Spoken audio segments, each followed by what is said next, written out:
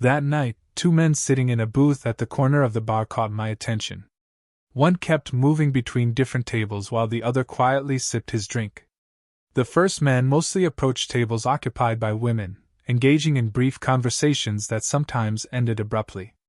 Occasionally, he would pull out an envelope and show its contents, which I couldn't see. I assumed they were selling something and was surprised management hadn't intervened. That night I shared my observations with my companions.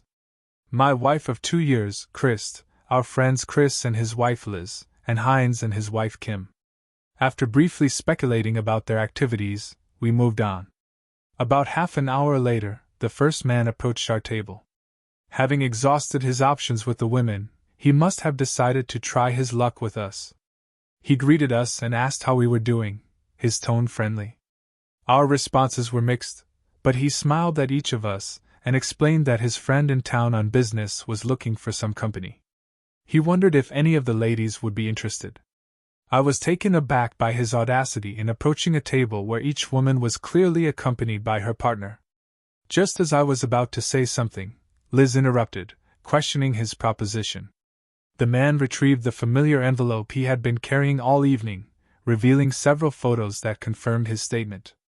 At this point, the men among us were expecting the women to send the guy away, but their exaggerated reactions to the pictures surprised us. The big proposition arrived. "So ladies, what do you say? Any takers?" Liz and Kim shook their heads, giggling as they returned the pictures to the man. It appeared he was about to leave and try his luck elsewhere, when he paused and focused on Christy. He might have noticed something familiar in her eyes, prompting him to ask her again, "How about you, little lady? I didn't see you shaking your head." At that moment, I expected Christy to confront the guy, but to my shock, she responded positively to his offer.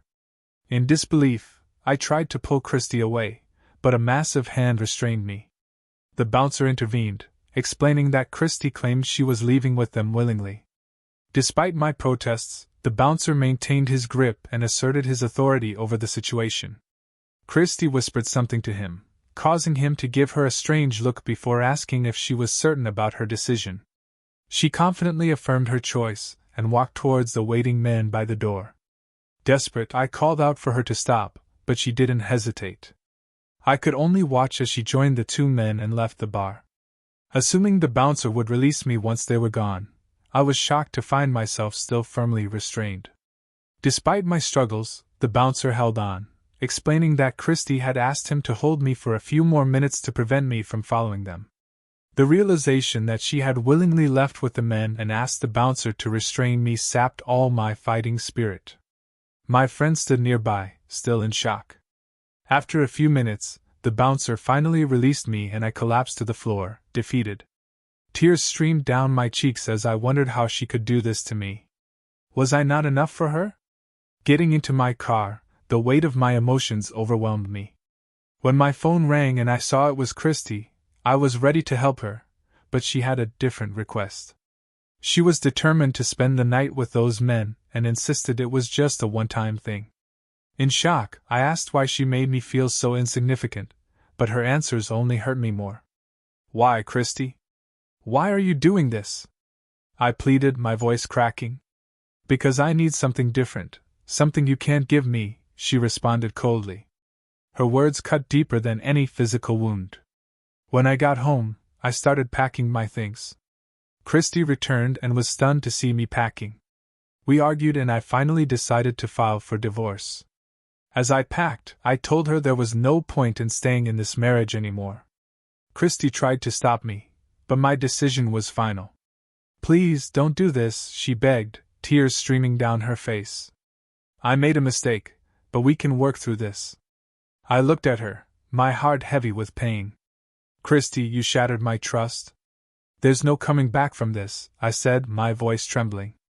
Her sobs echoed in the empty house as I left, the weight of her betrayal pressing down on me. With emotions delayed, the divorce process began.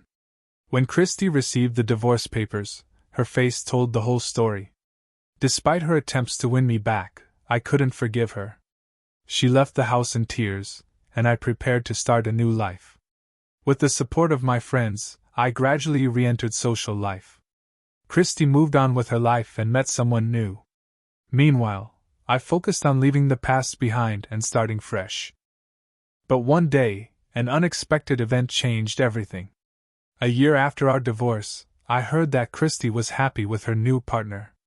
One night, I ran into an old friend, and during our conversation, I learned who Christy's new lover was. Shockingly, it was one of the men she had left the bar with that fateful night. This information deeply hurt me, but also made me realize I needed to take action.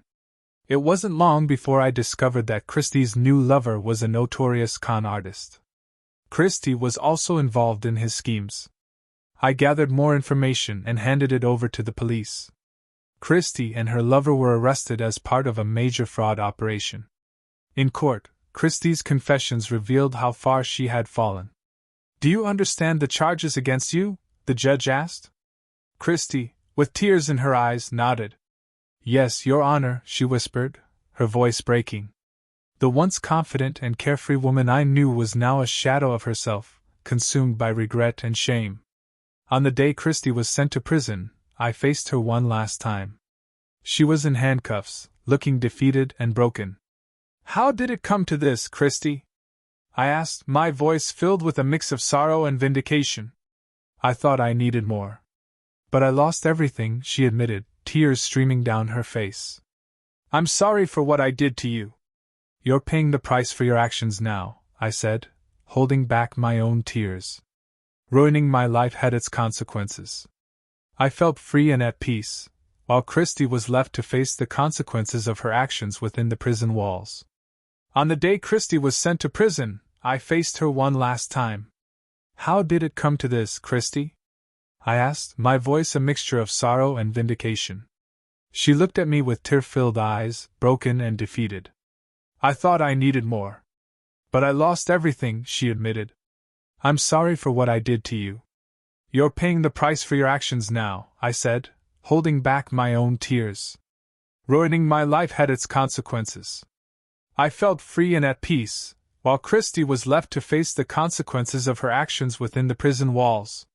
In the end, Christy's selfish and immoral behavior led her down an irreversible path.